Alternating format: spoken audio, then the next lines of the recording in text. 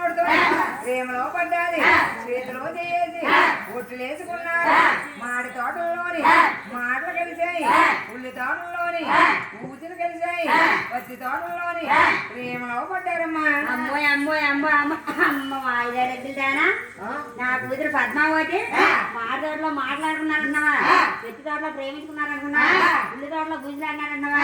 నా కూతురు పాప నెరదు పుణ్యం ఎరదు నేను పోయిన కూతురి నేను పోయి నిందిరైన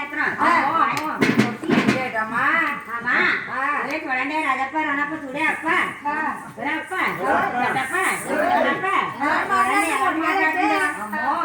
మేము నాదు చెప్తామమ్మా ఏంద్రైనా చెప్తాం చెప్తానన్నావు ఏంద్రైనా చెప్తున్నావు ఈ ఉన్నాయన్ని లేని అని పూర్తి నా కూతురు ఎత్తుకోసేస్తున్నావు. 10 మందిలో వెళ్తే 10 మంది ఏ పంటలు పోతారో, నలుగురిలోకి వెళ్తే నలుగురు నవ్వుతారు. కానీ నీ ఎరుకు మీద మాకు నమ్మకం లేదు. ఎలా చెప్పాలమ్మా ఎరుకు నమ్మాలంటే నా కూతురు నిజంగా శ్రీనివాసం ప్రేమిస్తే నా ఇల్లు శ్రీనివాసుడు ఏ రోజున వస్తాడో, ఏ గడికి వస్తాడో, ఏ గంటకు వస్తాడో చెప్తావమ్మా. చెప్తాను.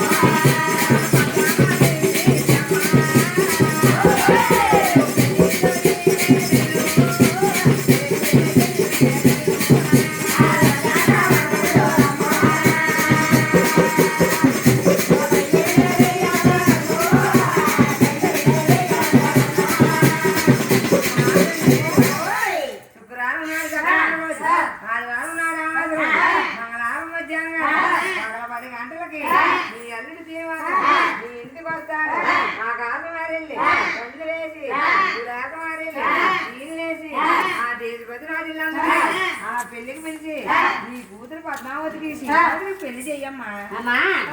నా కూతురు పద్మావతికి శ్రీనివాసుడికి ఆకాశం పంది లేచి తీరు లేచి పెళ్లి చేయమంటున్నావా.